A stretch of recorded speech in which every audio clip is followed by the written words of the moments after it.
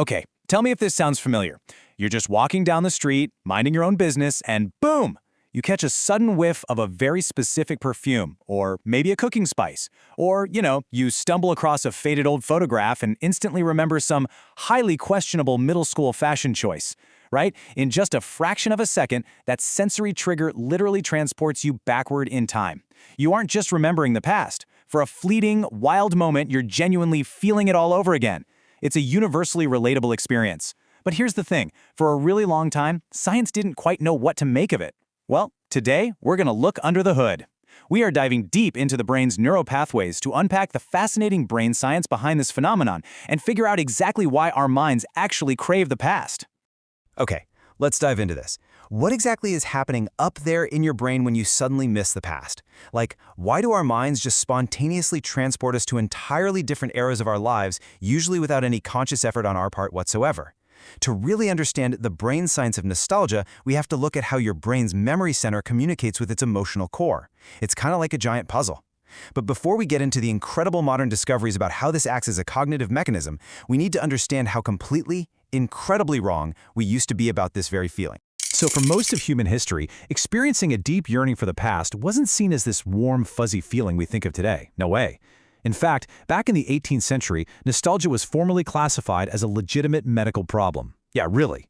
If your brain kept drifting backward to old memories, doctors genuinely believed you were suffering from a mild affliction, basically a type of severe, debilitating homesickness. Fast forward a bit to the 20th century and, well, while it lost the official medical diagnosis, it was still widely viewed as a debilitating emotional indulgence. People thought it was a sign of melancholy or just a stubborn refusal to face reality. But look at where we are in the 21st century. Modern psychology and neuroscience research have completely flipped the script. Today, researchers have found that nostalgic reflection is actually associated with highly positive cognitive outcomes. It's a genuine psychological resource, not a dysfunction at all. Instead of seeing the brain as faulty or just stuck in the past when it gets nostalgic, modern science reveals the mind as an incredibly efficient problem solver. When your brain pulls up a nostalgic memory, it isn't glitching out. It's actively deploying a powerful psychological resource. Research has consistently found that nostalgia triggers some very specific neurological benefits. First off, it massively increases feelings of social connectedness. Think about it. Nostalgic memories overwhelmingly involve other people, right? When your brain recalls these memories, it neurologically fires the exact same reward and comfort pathways as actual social interaction. It basically tricks your brain into feeling loved and supported right there in the present. Second, it boosts your sense of meaning in life and self-continuity. It literally links your past self to your present self. And third, maybe the most surprising part, it counterintuitively increases optimism about the future. Even if you're having a completely solitary moment of reflection, this neurological process powerfully restores a felt sense of connection and hope. How cool is that? So if nostalgia is such a powerful cognitive tool, when exactly does the brain decide to use it? Like, what triggers these neural pathways? Well, the myth is that nostalgia is triggered passively when we're already happy and just, feeling a bit sentimental. But the reality? Totally different. And this brilliantly illustrates the difference. Your brain doesn't typically fire up a wave of nostalgia when you're happily relaxing on a sunny beach. Brain science shows us that nostalgia is actively triggered by negative states. We're talking about things like stress, loneliness, or when you're just doom scrolling on a Tuesday night feeling a sudden sense of meaninglessness. It's actually a spontaneous, protective response. When you're experiencing difficult emotions, your mind automatically reaches into its memory banks to toss you a cognitive life raft. This quote perfectly captures the modern scientific consensus. Nostalgia is a built-in emotional regulation tool deployed by the mind specifically when it's needed most. Basically, your mind administers its own dose of neurochemical comfort to buffer against negative states. In controlled experimental studies, researchers actually induced nostalgic reflection in participants who are actively experiencing negative states, and the results? Absolutely incredible.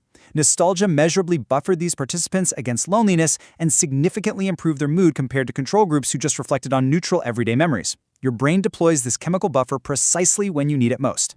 To maintain scientific objectivity, we really have to look at this nuance.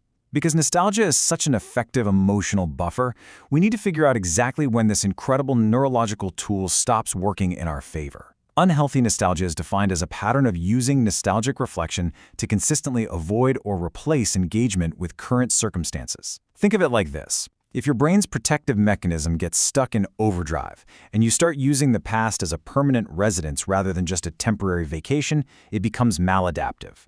Just like any psychological mechanism. When it's used as a deliberate, temporary resource, it's incredibly beneficial. But it should never, ever be a permanent substitute for addressing your present reality. We don't just have to experience nostalgia passively as something that happens to us. By understanding the brain science, we can actually empower ourselves with a research-backed, practical framework for harnessing this cognitive tool actively. Step 1. Recognize it as a deliberate tool. When you feel stressed or lonely, purposefully engage with a positive memory for measurable relief. Step 2. Favor nostalgic memories involving other people. The brain science shows that social memories trigger a much more potent neurochemical response, like releasing oxytocin, than purely solitary memories do. And step 3. Use it as a brief bridge back to present engagement. Remember, it's a restorative pause meant to renew your energy so you can re-engage with your current life. It is not an escape hatch. So, the crucial point is this: the past was never really the point. The comfort and connection it restores in the present were. That completely reframes nostalgia, doesn't it? It goes from being a passive flaw or a sign that you're just stuck in the past into a vital cognitive anchor. Your brain has evolved this incredible capacity to use your own history to heal your current stress and propel you forward with genuine optimism. What is the last thing that gave you a genuine wave of nostalgia? Seriously, think about it. The next time a discontinued snack, a familiar smell, or an old photo unexpectedly transports you back in time, I really hope you'll recognize the incredible resilience of your own mind. Your brain is giving you a gift. It's a momentary bridge to the past, designed specifically to help you thrive right here in the present. So take a moment to appreciate that memory, use the comfort it brings, and then step forward confidently into your day.